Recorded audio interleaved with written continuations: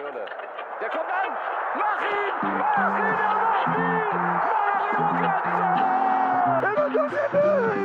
Le deuxième but du Bayern Munich avec Robert Lewandowski. Et salut à tous et bienvenue pour cette deuxième saison d'Unser Podcast, donc le podcast traitant du football allemand par Unser Fußball.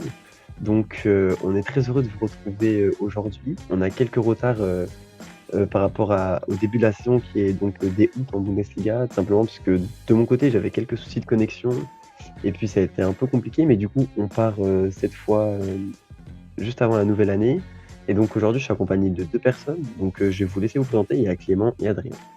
Salut, moi c'est Clément, donc de Unser Football, de l'équipe, donc je suis très heureux de faire ce podcast avec vous, Gab et Adrien. Donc je travaille donc en tant que community manager également chez Unser Football depuis quelques temps, donc je suis très heureux de faire ce podcast avec vous les gars. Et du coup, moi je me présente aussi à mon tour. Alors je suis Adrien, je travaille pour Unser Football, je fais parfois des vidéos quand j'ai le temps, je suis désolé. Non, autrement j'essaye de Unser Football et voilà. Et je suis fan de Cologne. Globalement, on avait vraiment hâte de faire ce podcast, je pense, pour tous. Et ça nous a un peu manqué de pas trop pouvoir en faire, etc. Mais du coup, il y a quelques changements dans l'équipe et ça va être amené aussi à évoluer pendant l'année pour varier tous les profils et voilà, amener des choses en plus. Et globalement, dans ce podcast aujourd'hui, donc on va un peu faire le point sur la mi-saison, donc que ce soit au niveau de la Bundesliga, de la Pokal, mais aussi même de nos clubs engagés en Europe. Donc il y a aussi quelques changements sur les visuels, etc., comme vous pouvez voir. Mais on va directement commencer par la Bundesliga avec Clément. Ouais, mais tout simplement la Bundesliga, ce qu'on apprécie le plus, c'est ce qui nous tire en haleine toute la saison. Là, on est actuellement à la mi-saison en fait, au final, et donc on peut se dire, on peut déjà tirer, je pense, les premiers bilans. Je sais pas ce que vous en pensez vous, mais on peut déjà voir que, au final, Bayern c'est aussi fort que les années précédentes, même s'il y a eu un changement de coach, même si Nagelsmann vient d'arriver, ça tourne toujours bien. Il y a aussi également quelques surprises en haut de tableau, mais également en bas de tableau. Voilà, la Bundesliga qu'on aime est là et on peut enfin en tirer les premiers bilans, quoi. Je pense à propos du haut de tableau, on va pouvoir évoquer un truc, en tout cas moi qui me tenait à cœur. C'était, ça nous a peut-être un peu tous déçus, c'était simplement le Ballon d'Or. Et est-ce que, on va pas refaire les scénarios 1000 fois, mais globalement, c'est un événement quand même important du monde du football européen et même mondial. Et peut-être, en tout cas moi, de mon point de vue, France Football n'est pas à la hauteur en fait. Et il y a plein de problématiques autour de ce Ballon d'Or. On peut déjà dire, parler peut-être des conditions pour être élu, avec des critères en fait qui sont vraiment pas très cohérents. Et globalement, en fait, ça rentre en résonance avec le choix des votants. Donc quand on voit que en fait, c'est un votant par pays, et ça amène des fois à des décisions un peu irréalistes et sans vraiment de cohérence.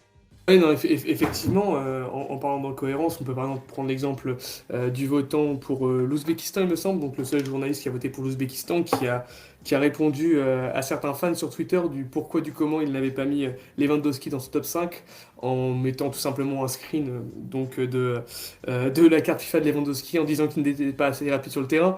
En fait, ça montre, je pense, comme disait Gab juste avant, la limite de France Football et de ce Ballon d'Or, qui est vraiment, je pense, très mal fait et au final qui ne récompense pas réellement les bonnes personnes et surtout ne récompense pas forcément sur les bons critères.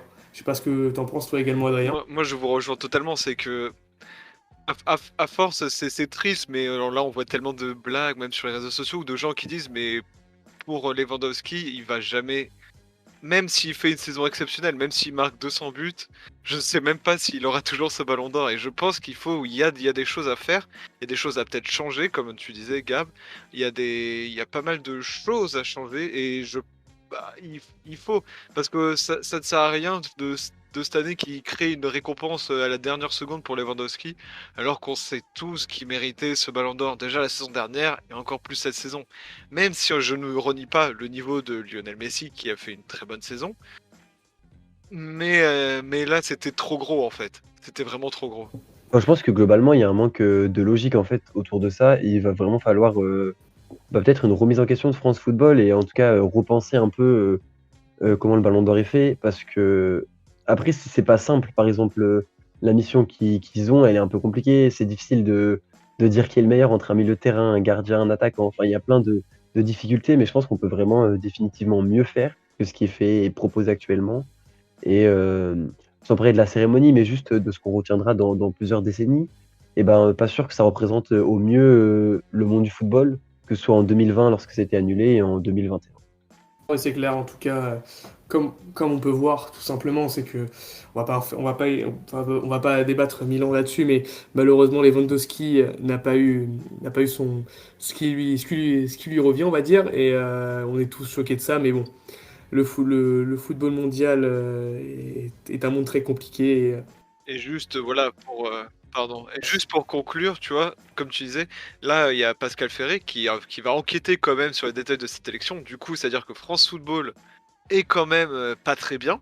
Et quand même un peu, voilà, ils sont pas très bien. Et du coup, il aurait dit à un média allemand que ils prendront le temps de réfléchir à la manière dont ils peuvent améliorer le système électoral pour les années. Si ça peut changer les choses, ça peut être que bénéfique, et on va dire, le cas Lewandowski ne se reproduise plus, ça peut être que bénéfique, quoi, tout simplement.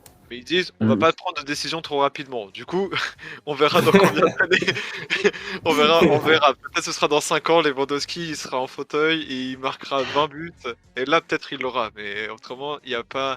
Je sais pas, je sais même pas comment on peut améliorer, qu'est-ce qu'on doit faire. Donc je sais même pas. Je sais Non, pas. c'est sûr, c'est une problématique complexe, mais globalement, en fait, ça revient en fait que l'Allemagne, ça manque de considération à l'échelle européenne. On voit que nos clubs, ils sont Totalement, pas ouais. forcément mis en avant. Et peut-être ça va nous permettre de faire la transition sur le second débat, donc sans trop s'éterniser sur ça. Mais cette année, on a une course à l'Europe qui est vraiment passionnante. Donc entre Fribourg, qui est troisième et qui est d'ailleurs une superbe surprise qu'on aura le temps d'un peu évoquer plus tard, et le neuvième, Mainz, bah, il y a que 6 points d'écart. Non, 5 points d'écart, pardon. Et donc, ça nous donne vraiment une course à l'Europe qui est intéressante. Et peut-être vous avez un truc à dire sur Fribourg ou sur un autre club, n'hésitez pas, sentez-vous libre. Non, mais bien sûr, comme tu disais, Gab, de toute façon, on va dire que le milieu de tableau est assez resserré. Enfin, milieu de tableau, milieu haut de tableau est assez resserré en Bundesliga cette année. Et c'est pas pour nous déplaire, bien au contraire. On voit Fribourg qui joue un football exceptionnel avec de très bons joueurs et qui se retrouve troisième derrière Dortmund. Alors, on a un peu l'impression que lorsqu'on voit ce classement, ben, on va dire que le Bayern et Dortmund sont intouchables en haut, mais que de Fribourg, donc, comme tu disais, jusqu'à Mayence, c'est vraiment une lutte acharnée pour essayer de se qualifier pour l'Europe. Donc c'est vraiment super intéressant et super haletant en tout cas cette saison en Bundesliga. Juste pour mentionner, Fribourg, ils n'ont que 4 défaites cette saison. Et les 4 défaites, et elles ont commencé en novembre. La première défaite, c'est face au Bayern le 6 novembre. Après, ils ont enchaîné 3 défaites en novembre et une début décembre. Du coup, est-ce que la pause va leur faire du bien pour revenir comme ils faisaient avant? Parce qu'avant, ils ont vraiment fait un sans faute, hein. C'est Ah, mais exceptionnel. c'est clair, ouais. Et ils Ouais, le sont début de saison, il est immense. et ils sont non mais oui, ils sont toujours en pokal en plus, ils sont toujours en Coupe d'Allemagne. Ils sont toujours qualifiés, ouais. Ils font vraiment une très très bonne saison. On pourra en parler juste après, mais c'est vrai que Fribourg, le début de saison, enfin de l'apocal, je veux dire, mais le début de saison de Fribourg, il était vraiment colossal. Et plus que ça, avec le changement de stade, je trouvais il y avait vraiment des ambitions qui paraissaient hyper intéressantes pour la suite. Et c'est toujours le cas parce que même si ça a un peu moins marché, je crois du coup ce que tu disais, ils ont fait 4 victoires en 5 matchs, 4 défaites en 5 matchs, pardon. Enfin, leurs 4 seules défaites, c'était là. Et ben, il y a toujours un vrai fond de jeu et quelque chose qui se dégage de cette équipe. Et je pense que, en fait, même ils poussent les autres clubs vers le haut, j'ai l'impression. Et, et ça permet du coup d'avoir un milieu de tableau, mais c'est même plus un haut de tableau parce que troisième et quatrième place, ça joue la Champions League, qui peut regarder et qui peut viser très haut, par exemple Köln. Bah, du coup, Adrive, je vais te lancer sur ça, mais c'est quoi? C'est à 4 points de la Champions League. Enfin, c'est un truc qu'on n'aurait jamais pu penser. Et, en fait, ça permet de faire rêver. Et je pense que globalement, en fait, une équipe comme Fribourg, elle inspire et elle donne envie à tout le monde, en fait, de jouer tout simplement. Ça donne envie de viser plus haut et de faire quelque chose de beau, se qualifier en Europe, etc. Je sais pas si comme ça tu le ressens toi, Adri. Non mais c'est ouais, en fait, moi il y a 2 choses, il y a si oui, je ressens ça, mais c'est aussi je me dis: «Waouh, il y a des clubs quand même comme Gladbach, Wolfsburg, Leipzig, ils ne font pas le taf, c'est à nous d'y aller». C'est aux clubs qui ont les moyens, tu vois? Par exemple, Fribourg, ils ont un collectif qui est bien, l'entraîneur de Fribourg, ça fait 10 ans qu'il est là. Heu, je sais pas, il y a vraiment une très bonne atmosphère et tout et c'est vrai que quand les chats ne sont pas là, les souris dansent, c'est un peu ça, c'est quand les gros, ils ne sont pas là, nous les clubs entre guillemets «moyens» peuvent un peu rêver, bah, sont d'autant plus lancés, ils se disent: «Mais en fait, tout est possible. On peut y arriver et tout» et avec Cologne, c'est vrai que, bon, même si les derniers matchs, on gagne à la dernière seconde, il y a quand même un fond de jeu, il y a tellement de choses qu'on pourrait développer sur Cologne, parce que tout on peut moi, je pense qu'on doit notre succès beaucoup à notre au coach qui a su relancer une dynamique C'est clair. et a vraiment su. Moi, je me rappelle, genre, pour le derby, tous les joueurs rigolaient avant le match, mais parce qu'il avait mis la musique de Rocky dans les vestiaires. Il arrivait, il bougeait comme Rocky, et vraiment, et tous les joueurs rigolaient.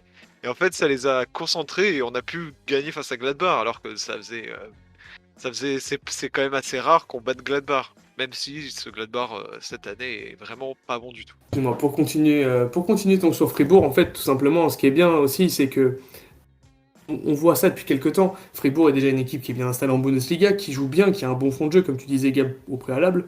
Mais par exemple, tu vois ça également, on a vu ça, ce genre d'événement aussi l'année dernière, par exemple avec l'Union Berlin. L'Union Berlin qui monte aux deuxième division, qui arrive à se qualifier pour une compétition européenne, alors que c'était inattendu, que c'était un petit club, on va dire, lorsqu'ils sont montés. Donc au final, en Bundesliga, ce qui est bien aussi, c'est l'avantage qu'a cette compétition. Donc je trouve c'est que vraiment tout peut s'y passer et c'est super intéressant de voir des clubs comme ça qui travaillent bien, comme Fribourg, pouvoir atteindre un tel niveau, comme on a vu par exemple l'Union Berlin l'année dernière, comme j'ai dit, ou ce genre de choses. C'est ça qui est super intéressant. Ah mais vraiment, je trouve qu'il y a un vent de fraîcheur sur la Bundesliga qui est apporté par bah, du coup tous ces clubs un peu qui cherchent à viser un peu plus haut. Et c'est vrai que l'Union, ça a été peut-être un des premiers à oser en fait. Enfin, tout simplement, ils sont pas armés pour et c'est pas grave. Par exemple, cette année, c'est un peu moins bien, mais c'est compliqué en même temps de cumuler la Conference League. Mais ils ont tenté et j'ai vraiment l'impression que ça pousse les autres et que ça améliore notre Bundesliga au détriment de certains. Mais si Gladbach est loup, enfin, c'est de leur faute. Et c'est pas aux autres clubs de rester en retrait pour laisser une place. Et je trouve que du coup, c'est vraiment positif. Ouais. Et juste pour l'Union, c'est vraiment, faut juste rappeler aux personnes, c'est vraiment une success story quand même, hein. Il y a 2 ans, ils montent pour la première fois en Bundesliga et ils se maintiennent. Alors que je connais des supporters de l'Union qui me disaient: «Mais on va redescendre, on va être dernier». Ils se maintiennent. La saison d'après, ils se qualifient pour l'Europe et même si tout à l'heure on parlera voilà, de leur élimination en Conference League, c'est quand même exceptionnel pour c'est un club quand même où personne n'aurait pensé les voir à ce niveau. C'est vraiment de la magie, personne ne comprend comment c'est possible, mais ils sont très malins. Ils sont très malins dans leurs choix, dans les transferts, dans les choix de leurs joueurs. Et c'est pour ça que c'est une équipe, bah, on sait jamais quoi. Quand on les affronte, on sait jamais. Bon, ils ont quand même la palme d'or de leur défaite face à Greuther Fürth, mais bon, en La vrai, seule victoire du club. la Ah, seule je victoire pense, de Greuther Fürth. je pense qu'on a notre transition tout trouvée là. Peut-être un petit mot sur du coup Greuther Fürth qui à la mi-saison a seulement 5 points, mais qui il y a quelques semaines avait seulement un petit point pris. Donc ils ont gagné contre l'Union et ils ont enchaîné avec un match nul. Pourquoi on en parle? Parce que leur situation elle est un peu catastrophique. Déjà quand on voyait Schalke il y a 2 saisons, Non, c'est foutu. Personne ne peut, personne ne peut se maintenir avec 5 points. Les autres, ils sont 11 points d'avance et ils vont pas. Voilà, ils ont gagné un match, c'était hallucinant. Mais non, ils ont malheureusement. la- En plus, même le coach le savait. Lorsque la fin de saison, lorsqu'ils apprennent qu'ils montent et qu'il y a l'interview et qu'on l'entraîneur il disait mais moi je m'en fous, je veux juste affronter le Bayern. Et c'était juste ça, ils savaient très bien que c'était impossible et ils ont perdu beaucoup de joueurs je crois au niveau du mercato. Et voilà, et c'est impossible. Et voilà, je te mens pas que le jeu proposé n'est pas excellent et que ils essayent de se battre quand même, mais malheureusement la marche elle est beaucoup trop élevée.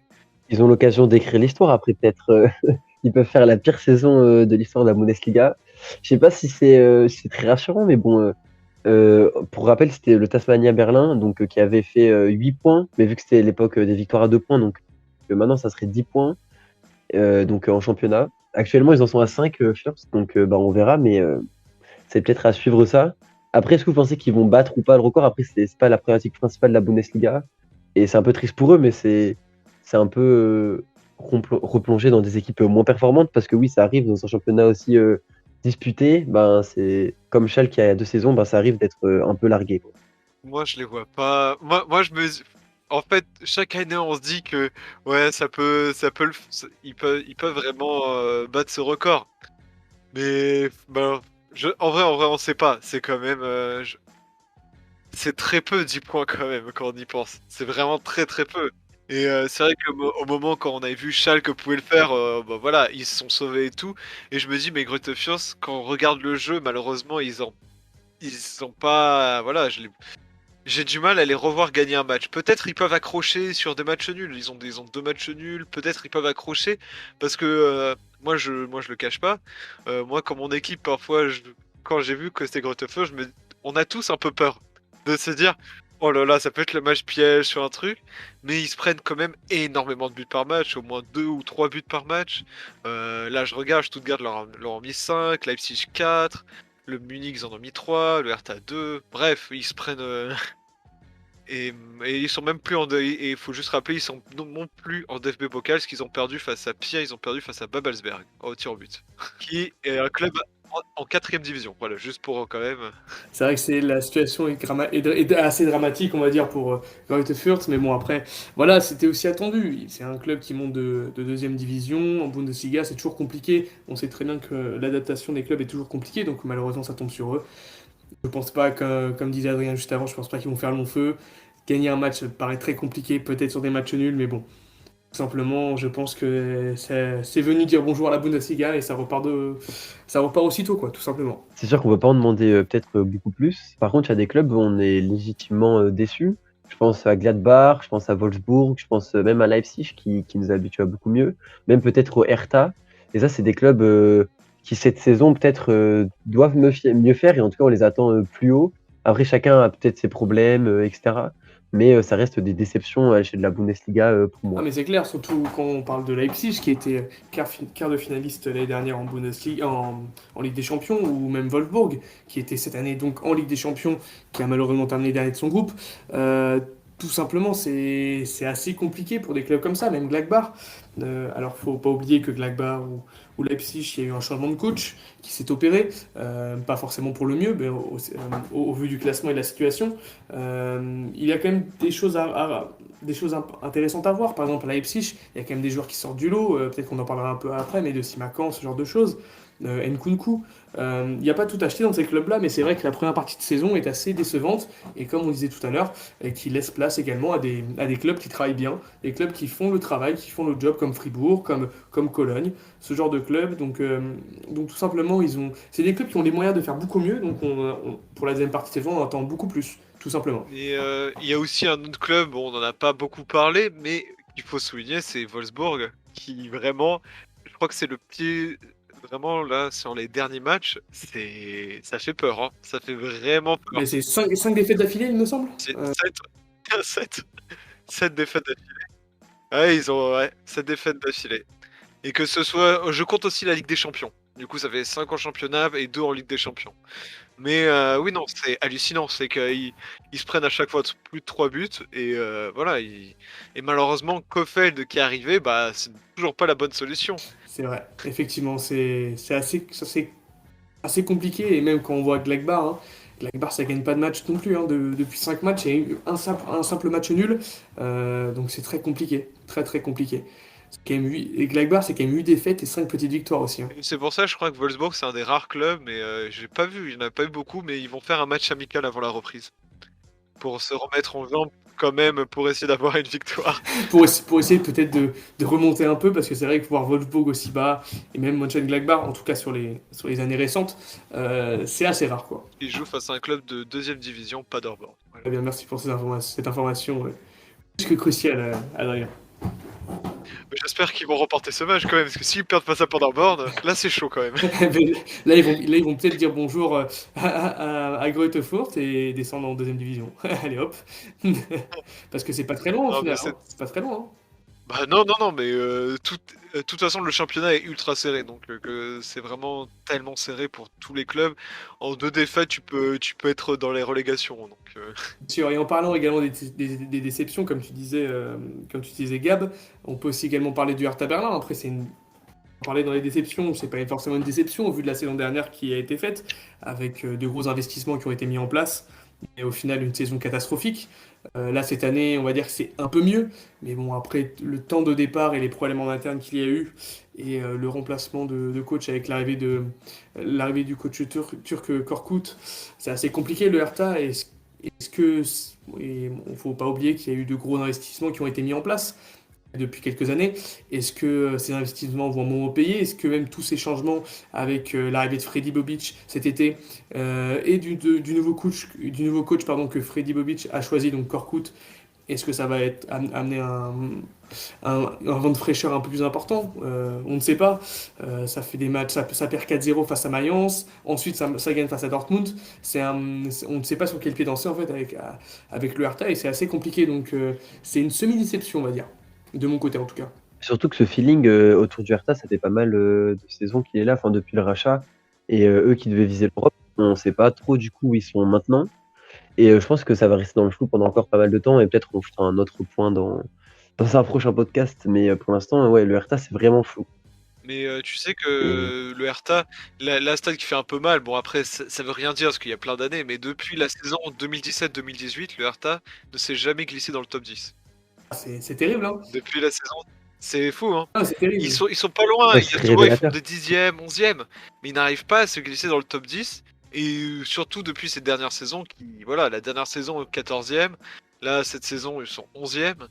Voilà, après ils peuvent, je pense que moi je suis pas assez, je connais pas assez, je regarde pas trop les matchs du Hertha, mais voilà, normalement avec peut-être les choix des joueurs, et je sais que je crois qu'il y a pas mal de joueurs en prêt, non? Il y a pas mal de joueurs en prêt, ouais. Bien sûr, il y a pas mal de joueurs en prêt qui sont partis. Et en fait, au final, il y a eu de gros investissements qui ont été faits il y a quelques temps, avec de l'achat de très gros joueurs. On pense à Mateus Cunha, pardon, Don Cordoba.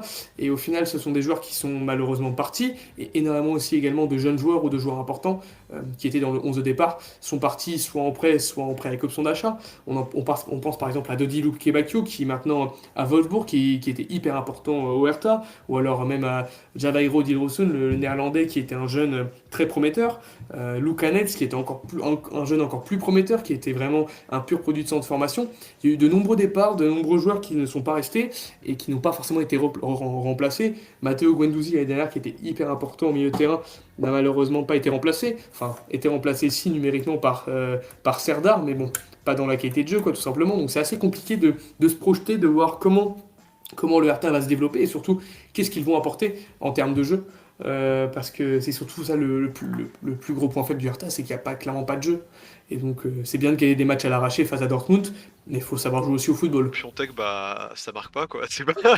Et que quand même c'était la recrue que quand même il venait du Milan, non? Ça fait 2 ans et demi, 3 ans que Piontek est arrivé au club et qu'il ne marque pas. C'est terrible, hein, c'est terrible, mais bon, c'est la Faudrait dualité. peut-être changer. Un conseil, peut-être. T'as trouvé. Oui, mais changer pour 25 millions d'achats, c'est un peu compliqué. Je pense pas qu'on va le revendre le même prix, le garçon. Ah ouais, non, ça malheureusement, ça c'est chaud. Hein. Ça, tu pourras pas le revendre derrière, Ouais, pareil. c'est vraiment le point négatif Piontek, ben, ça marche pas, quoi, tout simplement. On va parler Europe, alors on fait un petit tour européen. On va rapidement parler du Bayern, parce que le Bayern a fait un sans faute, évidemment, qu'ils ont fait un sans faute magnifique. Ils sont candidats très très sérieux à la Ligue des Champions, pour à la victoire en Ligue des Champions. Toujours se méfier quand même de Chelsea, qui est en Angleterre, et bien sûr d'autres clubs, parce qu'on ne sait pas encore, voilà. On sait pas, voilà. Bon, on verra ce que fera le Bayern. Ensuite, les grosses déceptions en Ligue des Champions, c'est quand même les clubs allemands avec du côté de Leipzig qui est reversé en Europa League.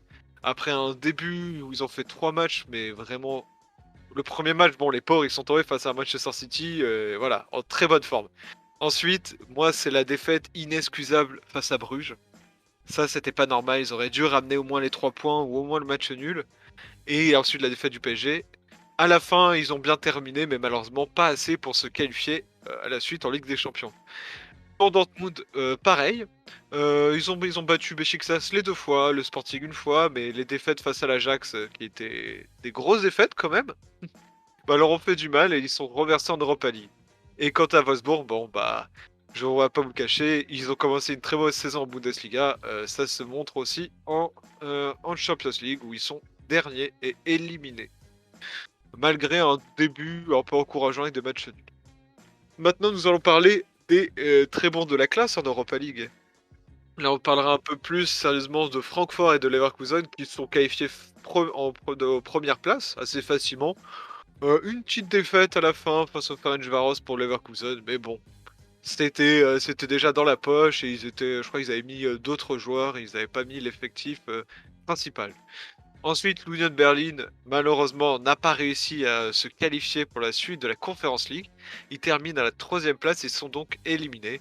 Ce qu'on peut retenir, c'est quand même les premiers buts européens du club, quand même. C'est la première fois que le club se qualifie en Europe. C'était quand même assez exceptionnel. Et leurs 2 victoires, quand même. Ils sortent avec 2 victoires face au club. C'était le Maccabi Haïfa. Oui, voilà, c'était le Maccabi Haïfa, 2 victoires. Et un petit nul face au Slavia Prague pour terminer. Voilà. C'était un peu le petit tour européen, mais on va essayer de parler un peu plus.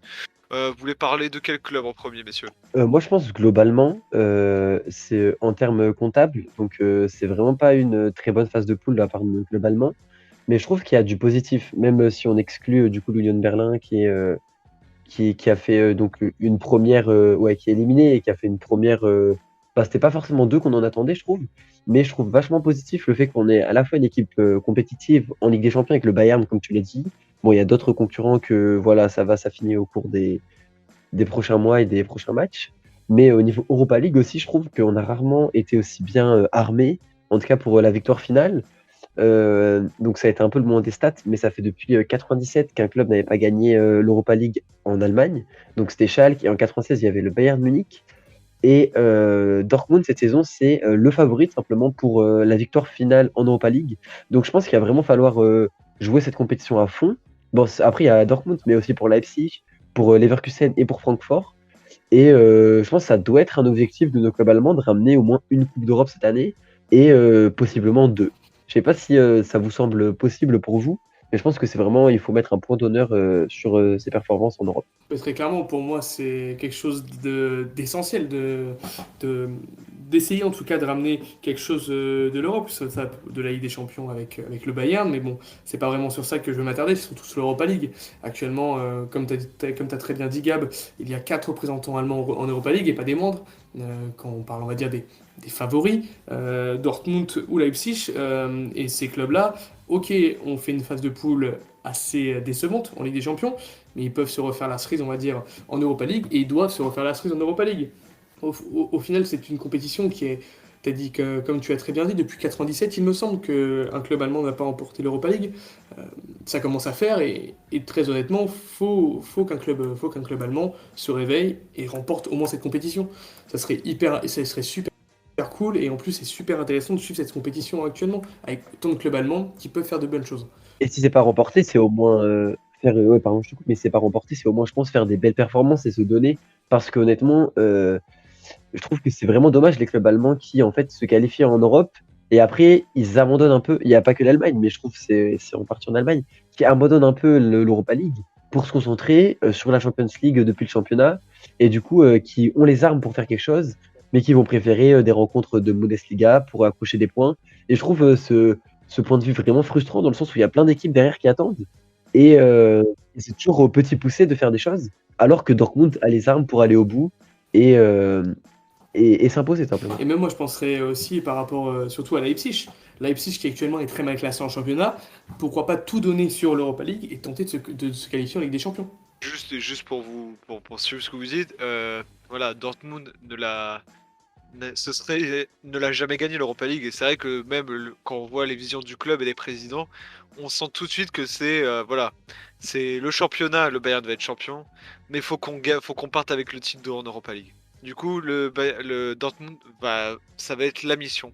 Et ce serait magnifique, effectivement, cette année, que le Bayern remporte la Ligue des Champions et que le Bayern et Dortmund, ou un autre club allemand, évidemment, gagne l'Europa League. Après, à voir si moi, Dortmund, ils ont toujours eu de la malchance.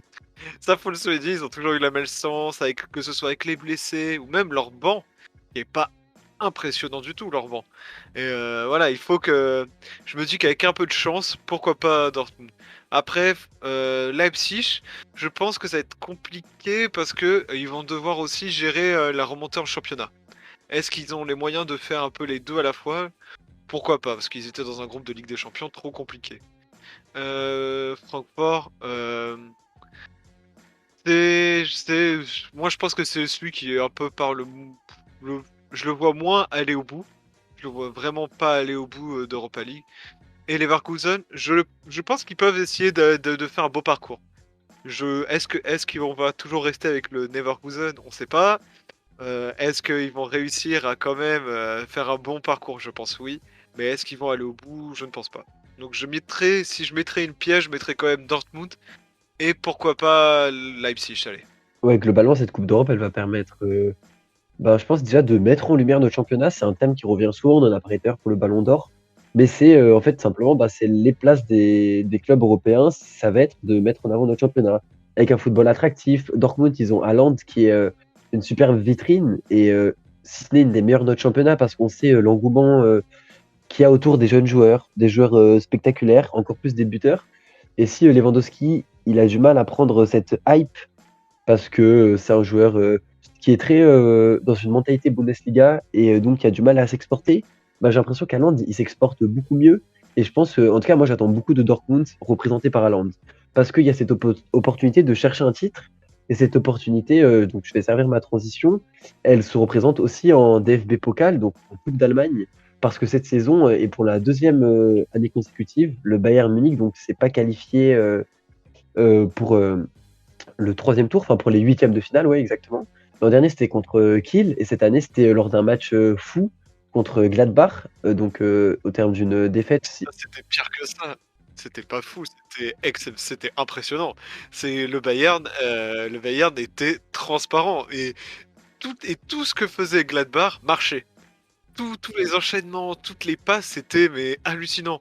Moi qui étais sur un autre match, j'avais double vision sur ce match parce que je le trouvais mais incroyable.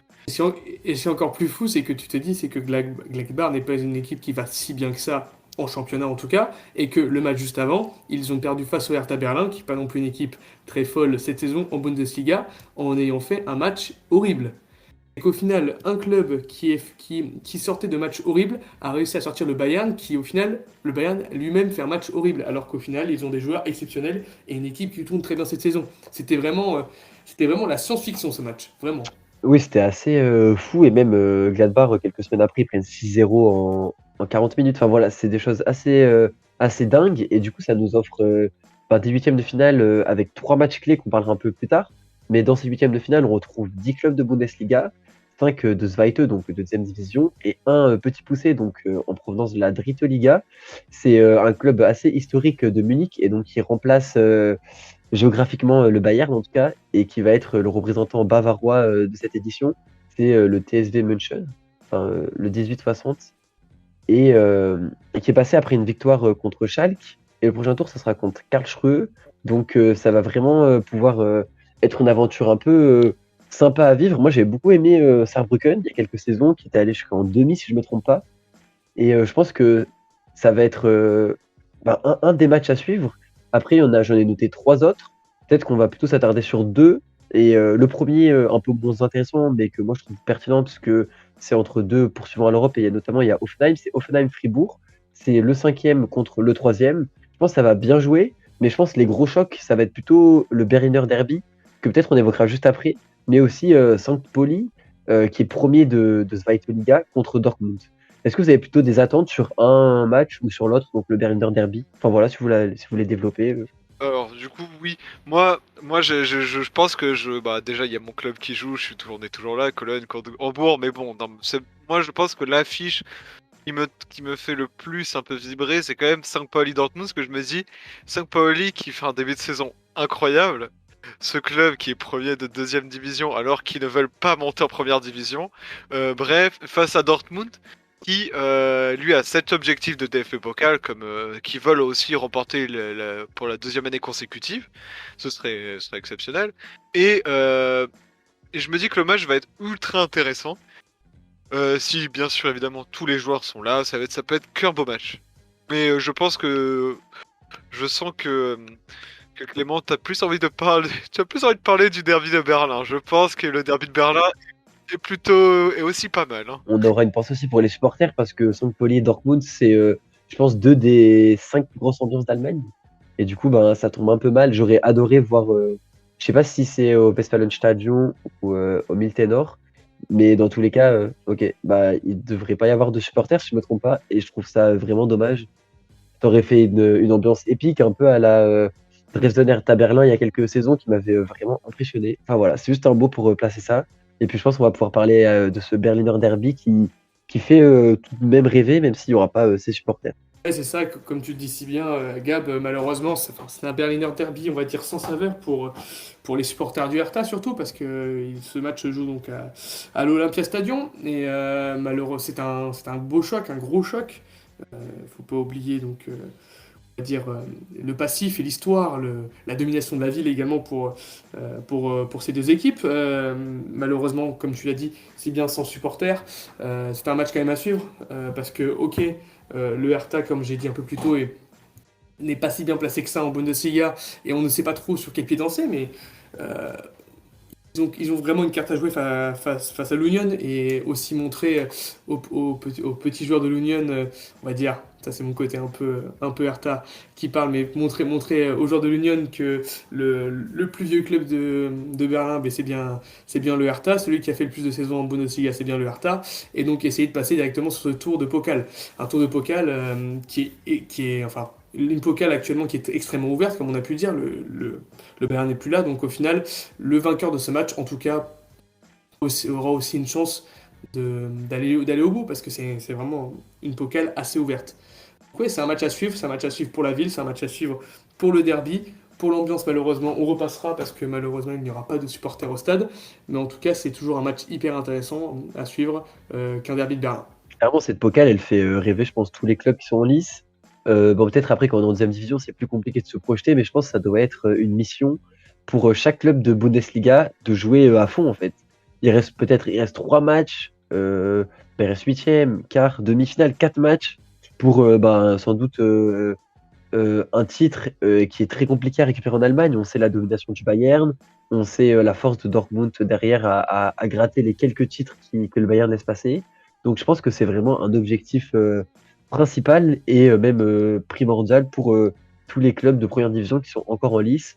Et c'est pour ça que je pense que ça va être vraiment une édition super plaisante, en tout cas à vivre, et même pour les joueurs, ben, à expérimenter. Bon. Oui, non, mais même, et en plus, après, moi, c'est mon côté un peu historique, mais genre, quand tu vois les clubs, il y a quand même des clubs qui sont historiques et ça fait plaisir de les voir toujours là, quoi.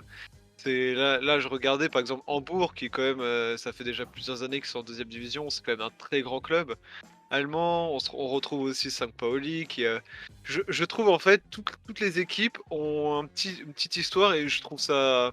Et en fait, j'aimerais tout ce qui réussit, tu vois. Quand je vois Hansa Rostock, bah, j'aimerais bien ils sont face à Leipzig. Là, ça va être très compliqué, mais je me dis, puis, en fait, c'est la compétition où tout est possible. C'est un peu comme la Coupe de France. C'est la même chose. C'est les équipes, elles vont jouer à fond leur match, et tout peut se passer sur un match.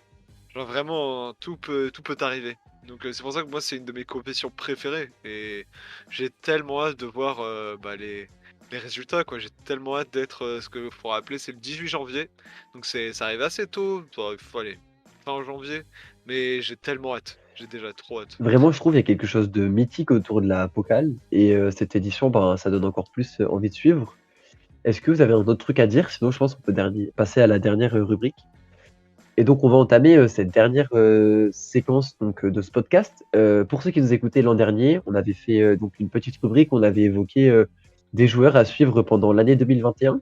Et donc, on avait énoncé Moussa Diaby, et donc de Leverkusen, qui a progressé, même si peut-être on attendait encore plus une explosion, ainsi que Maximilian Bayer, qui de son côté a un peu moins, qui a un peu, peut-être pas régressé, mais il faut lui laisser le temps. Il est actuellement en prêt à Hanovre.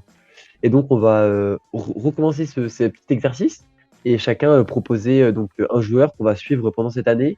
Et ça sera aussi l'occasion ben, de parler de quelque chose qui nous tient à cœur. Donc, Clément, si tu veux commencer sur ça.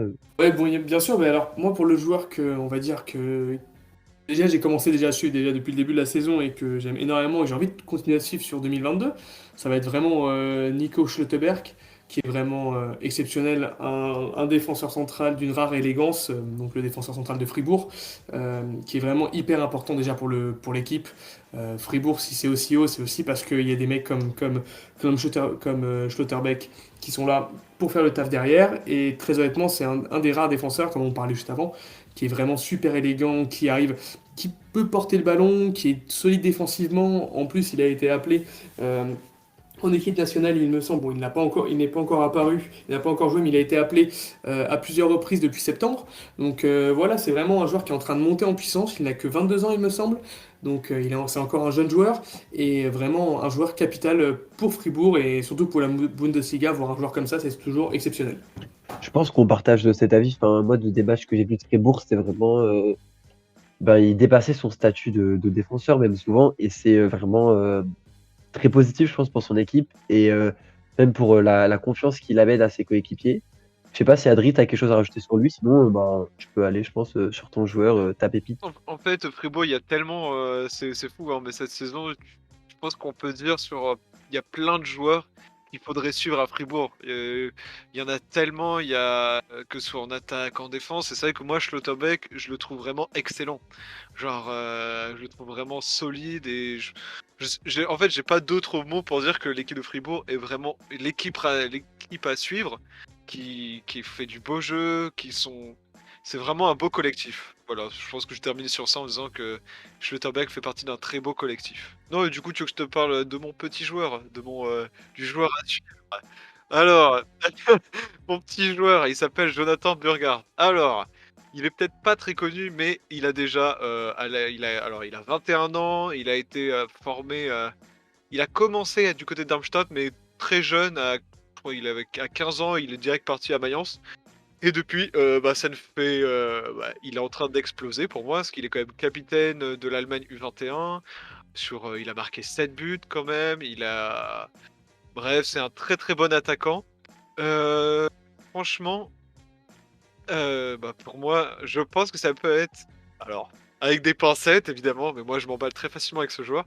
Il pourrait être, je pense, un très bon attaquant pour l'Allemagne, pour la Mannschaft plus tard. Là, bon, il a 21 ans. Je pense que il doit encore travailler et tout, mais je ne sais pas, parce que là, je sais que son contrat est jusqu'en 2024. Est-ce que peut-être un club va le prendre avant? Je pense. Voilà, il est juste pour. Voilà, en tant qu'il a un seul titre, il est champion d'Europe avec le U21, mais voilà. En fait, moi, je l'ai découvert grâce à l'Allemagne U21 en voyant les matchs, et je m'étais dit, mais que ce joueur était incroyable. C'est un vrai avant-centre. C'est vraiment un vrai cadre qui marque et voilà. L'Euro gagné, c'est quand même un beau palmarès. Et globalement, oui, je pense qu'il va pouvoir faire beaucoup de bien à la Mannschaft. Et de mon côté, plus que la Mannschaft, j'espère qu'il va surtout rester en Bundesliga pour le moment. Parce que j'ai l'impression que c'est souvent lorsqu'il reste qu'il se révèle. Enfin, après, on a des exemples de joueurs offensifs qui s'exportent plutôt bien. Mais globalement, j'aime vraiment bien les voir s'épanouir en Bundesliga et au moins les premières années. Et de mon côté, moi, je vais parler d'un défenseur français, de Leipzig, qui est Simakan. J'ai vu quelques matchs en fait de Leipzig et il m'impressionnait pas mal cette année. Donc ils sont plutôt en difficulté les Taureaux et j'avais l'impression qu'il surnageait un peu dans cette défense. J'en avais pas trop entendu parler avant, mais pourtant il avait déjà fait ses classes dans ses précédents clubs et à Strasbourg si je me trompe pas, il avait été acheté 15 millions et il a que 21 ans et je trouve vraiment qu'il est très solide et convaincant. Et du coup, j'espère que ça va continuer sur cette lancée et pourquoi pas le voir toquer aux portes de l'équipe de France. D'autant plus que j'ai eu l'occasion, il y a une vidéo sur YouTube, tout simplement, où en fait on peut apprendre à le découvrir, etc. Et en fait, ça a l'air vraiment d'être un mec sympa, etc. Et du coup, voilà, j'ai un petit faible pour lui. Il a l'air, et j'espère qu'il va bien réussir.